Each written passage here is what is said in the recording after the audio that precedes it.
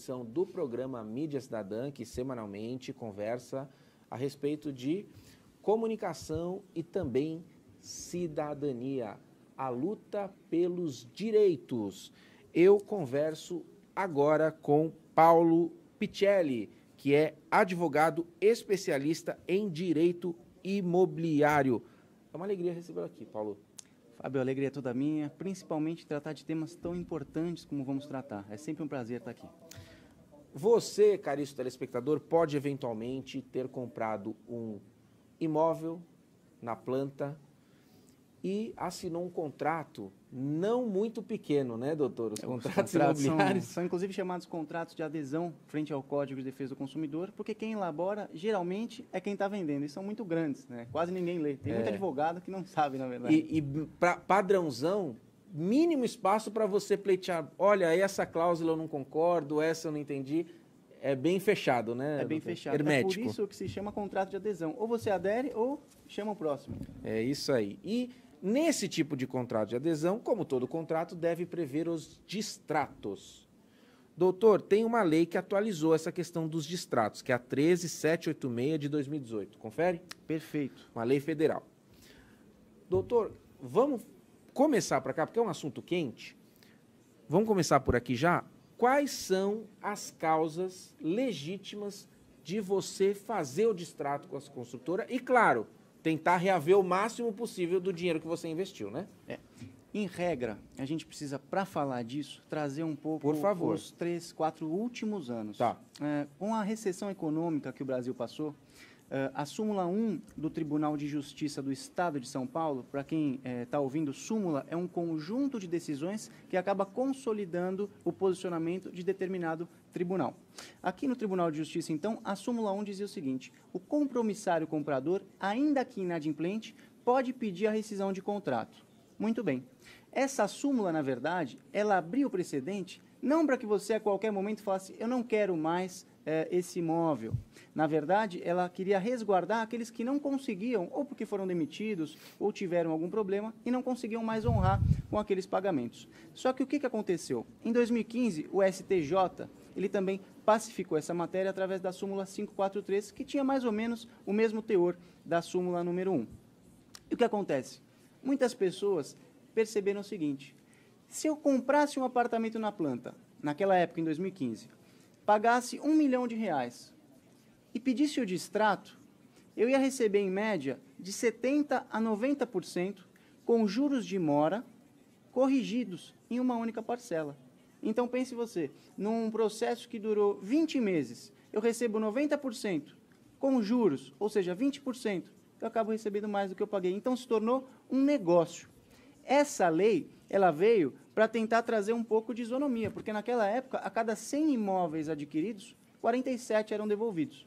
No meu entendimento, é um absurdo essa lei, porque ela não trouxe isonomia, ela acabou colocando a construtora, a incorporadora, numa posição de total força, de submeter o consumidor, porque hoje, em regra, você não pode pedir o distrato, como era antigamente. Hoje, as causas do distrato são as seguintes: ou você não consegue pagar, e vão ter hipóteses que nós vamos tratar, ou a construtora está inadimplente. Antigamente, se a construtora estava inadimplente, o que é inadimplência? Atraso em obra. Atraso a partir de 6 meses. Só depois ela tem um prazo de carência de 180 dias. O que acontecia? Antigamente, antes da lei era assim. Antes da lei. Hoje ainda é assim, só que com algumas alterações. Antigamente, o que eu fazia? Entrava, poderia pedir 100% do que eu paguei, com juros de mora desde a citação no processo, e receber tudo em uma única parcela, com correção monetária pelo Índice Nacional de Preços ao Consumidor. Hoje, o que acontece?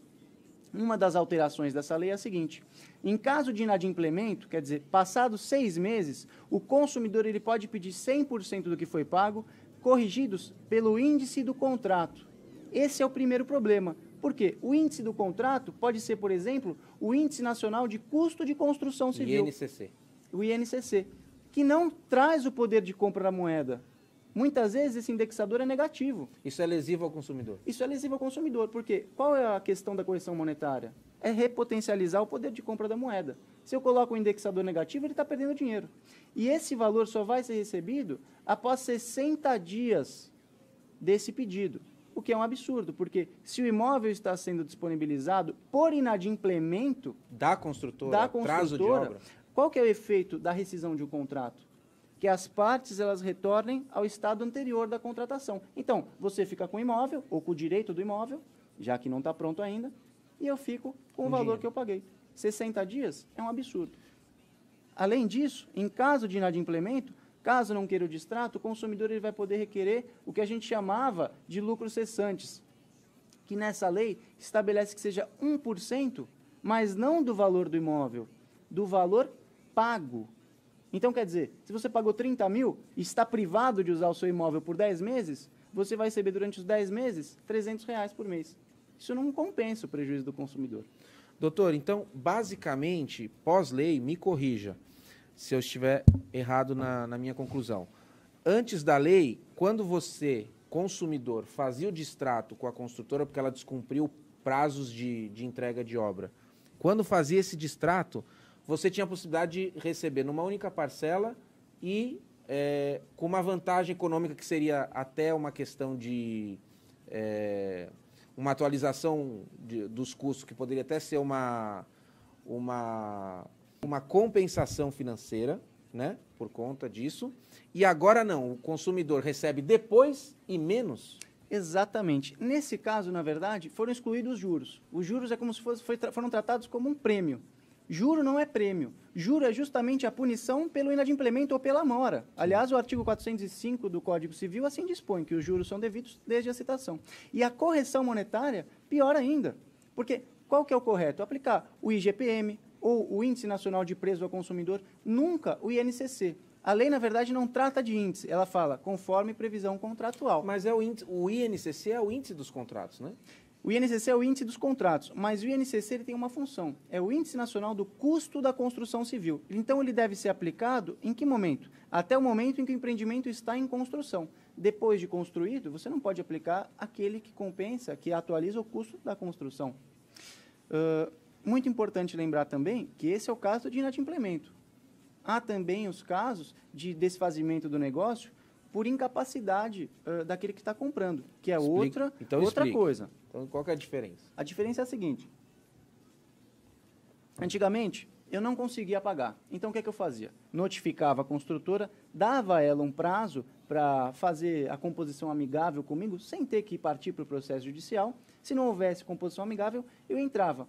Nesse ingresso à justiça, o que é que eu pedia? Até 90% do que foi pago, de 70% a 90%, isso dependia da decisão judicial, realmente não havia nenhum dispositivo que prevesse essa percentagem, com a correção monetária desde cada desembolso.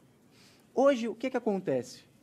Hoje, nós temos os casos dos loteamentos e o apartamento na planta, seja residencial ou seja um investimento, uma sala comercial. Hoje, a lei ela trouxe aqui como se fosse uma vantagem, mas que não é vantagem. Se a incorporadora ela opta pelo patrimônio de afetação, e o que é patrimônio de afetação? Patrimônio de afetação nada mais é do que a segregação daquele empreendimento, daquele prédio que tem um valor, do patrimônio do incorporador. Por quê? Em caso de falência, como foi o caso da Encol, lá antigamente, que prejudicou muitos consumidores, aquele patrimônio não vai ser atingido em caso de insolvência. Então, o consumidor ele fica resguardado. Nesses casos, a incorporadora, a construtora, ela tem a opção, eu falo que ela tem opção, porque não é o consumidor mais que tem a opção de receber, o consumidor não tem opção nenhuma, de devolver após 30 dias da emissão do habite-se, seja em qual for o momento do distrato. Se eu fiz o distrato durante a obra, eu tenho que esperar ficar pronta. Exatamente. Fazer-se a concessão do habite, que muitas vezes as prefeituras demora, documento, demora, não tem muito prazo. Então, fica retido 30 dias para receber 50%. Tá. Se ela fez o regime de patrimônio de afetação, se ela optou por esse regime. Agora, eu queria lembrar que não é favor nenhum o regime de patrimônio de afetação, porque quando você opta pelo regime de patrimônio de afetação, você também tem a faculdade de optar pelo regime especial de tributação, que é o RET, que, na verdade, vamos dizer, se ela não fizer essa opção, ela pode chegar a pagar 15%, 20% de alíquota nos tributos federais. Com o RET, não. Ela paga 4% sobre o valor geral de vendas. Então, não é favor nenhum. Compreende? Quer dizer, a construtora tem a vantagem Exato. de fazer esse instrumento, que uma vez sim protege quem está comprando o imóvel mas também a beneficia. Com toda certeza. Tá. Se não houver o regime de patrimônio de afetação, a lei dispõe que pode ser devolvido até 75% do que foi pago, abatidos eventuais cota condominial, impostos e taxa de ocupação do bem. Que até aí a taxa de ocupação, eu acho que é correto. O que é a taxa de ocupação? A pessoa tomou posse do imóvel. Ela indisponibiliza aquele imóvel. A construtora não pode mais vender, não pode locar. Então, 0,5% do valor do imóvel, se for o caso, por mês de ocupação. Mas veja, é totalmente diferente do caso de atraso na obra, onde o consumidor vai receber 1% do valor pago. Para a construtora, não, é calculado 0,5% do valor do imóvel, que é o correto, após 180 dias do distrato. Doutor, tem mais momentos em que se faz o distrato? Falamos da questão da inadimplência, da incapacidade. Em regra, quem faz a resolução do compromisso de compra e venda, o distrato, é quem está vendendo por incumprimento, por inadimplemento daquele que está comprando. Na verdade, são justamente essas hipóteses. E essa lei veio, de certa forma, para trazer segurança jurídica, porque antigamente que eu digo há 4 meses atrás, você simplesmente ingressava e falava, olha, não quero porque não quero. E o correto é não quero porque não posso. Tá. Doutor, tem uma outra questão que é o seguinte, a obra parada. Muitas vezes, quando a obra atrasa, além dos 6 meses que os contratos padrões já dão para a construtora, ela já estava atrasada há muito tempo. E quem é um técnico no assunto, um engenheiro, entende? Saberia que se já estava atrasado, se em determinado dia estava naquele ponto da obra, é óbvio, é previsível que vai sair dos 6 meses, né? Que vai atrasar além dos 6 meses. Isso, o consumidor tem uma proteção contra isso? Como é que funciona? Esse é um tema muito polêmico pelo seguinte, antes do advento dessa lei, a súmula 543 do Superior Tribunal de Justiça, ela dizia o seguinte, nos contratos onde vige o Código de Defesa do Consumidor, onde houver inadimplemento, o consumidor vai receber 100%. Considerava-se inadimplemento ultrapassar 6 meses da data prometida. Agora, essa é a situação que você falou. Vamos imaginar que eu comprei um empreendimento com promessa de entrega da minha unidade para janeiro de 2019. Perfeito. Eu fiz a compra em 2017. Puxa vida, eu cheguei em fevereiro de 2018 e percebi que nem a fundação do empreendimento foi feita. Esse dado que eu vou dar não é uma invenção, é um dado da Associação Brasileira das Incorporadoras. Ela lançou uma cartilha em 2015. Então, o prazo médio da parte de lançamento até a construção, emissão do habite, é de 25 meses, aproximadamente. Puxa, se o prazo médio da construção é 25 meses e eu percebi que faltam 10 meses para entregar e não está nem na fundação, a construtora não vai conseguir entregar o meu apartamento. E a lei protege? A lei, ela protege da seguinte forma, o artigo 475 do Código Civil, ele dá a faculdade de que, em caso de inadimplemento, aquele que adquiriu requeira o desfazimento do negócio. Mas é aí que entra a chamada teoria do inadimplemento antecipado, porque, em regra, você ainda não está inadimplente. Sim. Mas se você me mostra um comportamento concludente, o que é isso? Uma inércia, você fica parado. Ou, não, ao contrário, fala que não vai conseguir cumprir, eu posso pedir. Primeiro, o que o consumidor deve fazer? Requerer o cronograma de obras. O cronograma de obras é um documento elaborado por um engenheiro que vai conter uma linha do tempo, passo a passo, fase a fase, com as datas de entrega de cada uma daquela obra. Então, com base nesse documento, eu vou poder comprovar, puxa vida, ele tinha que entregar a etapa 1 no dia 25 de janeiro. Ele não entregou nada ainda, então não vai conseguir cumprir. Esse direito, para quem tiver dúvida, está disposto no artigo 31 e 43, ambos no inciso 4 da Lei de Incorporações. Perfeito. Essa mesma lei 13786 ou é outra, doutor? Essa é a Lei de Incorporações. Na verdade, essa é a lei dos distratos. Ah, tá. É uma lei específica dos distratos, né? E a Lei de Incorporações é a que... É a 4.695, se não me falha a memória. Perfeito. Mas o Pai Google ajuda também, Com certeza. Lei de Incorporações. E, claro, minha gente, sempre consulte um advogado. Doutor, nesse caso, que o consumidor final, ele não... Agora nós estamos aqui prestando um serviço de utilidade pública avisando disso. Olha, faço o requerimento do cronograma de obras. Se a sua obra estiver na fundação, faltando um ano para a data prometida de entrega, vai atrasar além dos 6 meses, com certeza, esses dados técnicos, mas é importante que esses consumidores se unam. Sem dúvida. Né? Como é que você enxerga essa realidade hoje, doutor, dos consumidores de imóveis? Existem várias associações de mutuários, enfim. Qual que é a importância disso? Olha, é muito importante, mas é importante também isso que você falou do Google. Puxa vida, hoje a gente tem tecnologia, basta você criar um grupo de WhatsApp para todos os moradores, eles terem a informação em tempo real. Porque é importante lembrar que há muitas associações, e eu não quero falar de nenhuma específica, que infelizmente elas não agem com lianheza, com transparência. Há associações, inclusive, que elas prestam serviço jurídico sem poder e acabam prejudicando o consumidor por falta de capacidade técnica. E eu já vi isso no dia a dia. Associações de mutuários que pegam a causa porque há demanda, mas não resolvem nada. Perfeitamente. E ainda lesam mais, porque ainda cobram... Perfeito. O que aconteceu nesse caso prático, se você me permite falar, não vou citar nomes, é claro, mas veio uma pessoa ao escritório com um processo em curso. E o que tinha acontecido? Tinha atrasado a obra, então ela queria, na verdade, só a indenização. O que foi pedido na ação? O desfazimento do negócio. Ele não queria devolver o imóvel.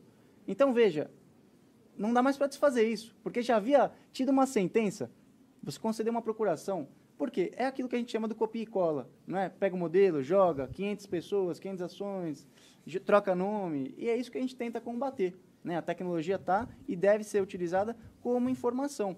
Para quem puder e tiver uma obra paralisada nessa situação, tire foto, produza a prova, tira foto com o jornal, uma coisa tão fácil, tão simples, e você comprova. Doutor, essa lei dos distratos, a 13786 de 2018, ela começou a valer tão logo foi publicada ou ela teve um período aí de adaptação? Fábio, a sua pergunta é muito, muito importante e interessante. Houve já uma decisão aqui em Santos, de um juiz de primeira instância, porque essa lei ela fala que entra em vigor na data de sua publicação, ou seja, está em vigência automaticamente. E ele aplicou a lei num processo em curso.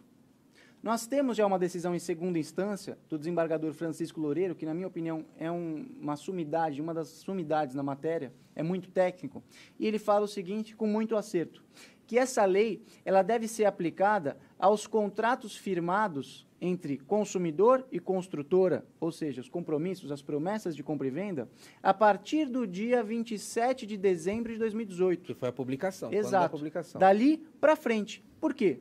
Nós temos aqui no Brasil a Lei de Introdução às Normas do Direito Brasileiro. O que é isso? É aquilo que a gente chama de norma sobre norma. É uma lei que regulamenta as outras leis. E o artigo 6º, parágrafo 1º dessa lei, ele fala o seguinte, que a nova lei em vigência, ela deve respeitar a coisa julgada e o ato jurídico perfeito e o direito adquirido. Nesse caso, nós estamos diante de um ato jurídico perfeito. Por quê? A partir do momento que eu manifestei a minha vontade, em 2014, por exemplo, a construtora manifestou a vontade dela, nós firmamos um contrato, naquele momento, essa lei não estava em vigor porque nem existia. Então, essa lei não pode retroagir e não deve alcançar esse contrato, que é um ato jurídico perfeito. Portanto, quem firmou um contrato antes de dezembro de 2018 pode, ao meu ver, e ao do Tribunal de Justiça do Estado de São Paulo, ingressar requerendo ainda até 90%, com a correção monetária desde cada desembolso, nos ditames antigos e não nos da nova lei, o que faz muita diferença.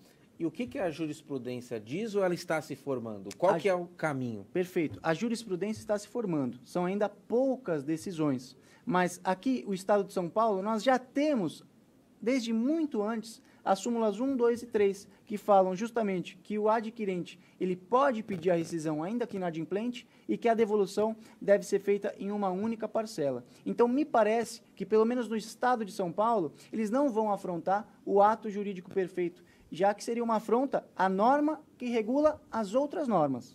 Perfeito.